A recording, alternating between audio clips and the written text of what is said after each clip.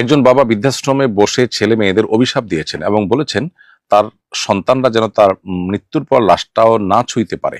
সম্প্রতি এটি media viral হয়েছে। ঘটনাটি আমাকে গভীরভাবে ভাবিয়েছে। আমার মেয়েও আমার কথা শুনে না। ছেলে মেয়ে এবং বাবা মায়ের উদ্দেশ্যে একটু নাসিহা করবেন প্লিজ।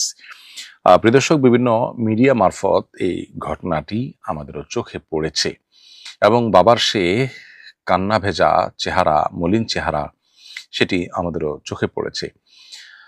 এ যুগে নিজের সন্তানকে মানুষের মতো মানুষ বানানোর মতো কঠিন কাজ আরেকটি সম্ভবত নেই।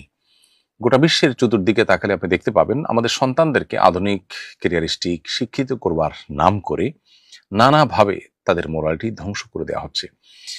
সন্তানদেরকে পশ্চিমা পৃথিবীতে তো নিয়মিত বাবা মা থেকে দূরে সরাবার বিভিন্ন আয়োজনই করা হয়। অর্থাৎ বাবা মার সাথে সামান্য কোনো মনোমালিন্য হলেও কর্তৃপক্ষ বা প্রশাসন সেটাকে কেন্দ্র করে বাবা মা থেকে তাদেরকে বিচ্ছিন্ন করবার বহুবিধ উদ্যোগ নেয়। কখনো সেটাকে মিটমাট করার, মীমাংসা করবার উদ্যোগ নেয় না। আল্লাহ তাআলা সাধারণ অন্য মুসলমানদের ক্ষেত্রেও বলেছেন ওয়াসলুহ খায়র, মীমাংসা উত্তম। আল্লাহ বলেছেন ফাসলিহু বাইনা আখাওয়াইকুম, তোমরা মুসলমানরা পরস্পরের মধ্যে মীমাংসা করবার চেষ্টা করো। সেখানে মা বাবার সাথে সন্তানের, স্বামীর সাথে স্ত্রীর যদি কোনো কারণে মনোমালিন্য হয়, তাহলে মীমাংসা করার চেষ্টা না করে বরং সেখানে বিচ্ছিন্ন করার চেষ্টা, সেখানে অধিকারের নাম দিয়ে পৃথক করার চেষ্টা, এটা কোনো অবস্থাতেই গ্রহণযোগ্য নয়। এটা মানব সভ্যতার জন্য অন্তত ভালো কিছু বই আনে না। এটি বোঝার জন্য অবশ্য পণ্ডিত হওয়ার প্রয়োজন নেই। বহু পরিবারের হাহাকার আমরা শুনেছি, শুনতে পাই, শুধুমাত্র এই কৃষ্টির কারণে, কালচারের কারণে। প্রিয় দর্শক, আমাদের সন্তানদেরকে আমরা দিনী চেতনায় উদ্বুদ্ধ করা, এটা কত গুরুত্বপূর্ণ, এই ধরনের ঘটনাগুলো বারবার সে বিষয়টিকে আমাদেরকে স্মরণ করিয়ে দেয়।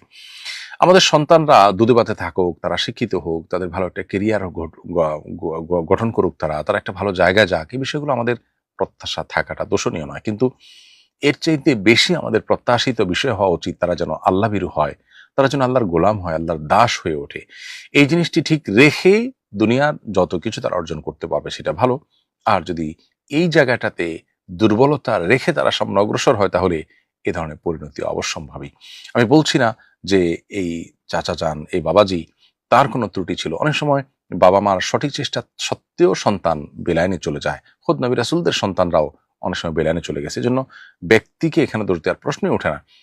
আমি জেনারেল কথা বলছি যে আমরা বেশিরভাগ অভিভাবকরাই আজকাল আমাদের সন্তানদের দুধে ভাতে রাখার বা তাদেরকে পশ লাইফ দেওয়ার কিংবা তাদেরকে সমাজে ভাবসাওয়ালা মানুষ হিসেবে তৈরি করার চেষ্টা আমরা যতটা করি, তার সিকি ভাগও তাদেরকে সৎ, আল্লাহ ভীরু, নেককার এবং আদর্শ সন্তান হিসেবে গড়ে তোলার চেষ্টা করি না। আমরা নিজেরাও টাকার মেশিন, তাদেরকেও টাকা মেশিন বানানোর চেষ্টা করি। তো এই জায়গা থেকে আমাদেরকে সরে আসতে হবে। এই ধরনের নির্মম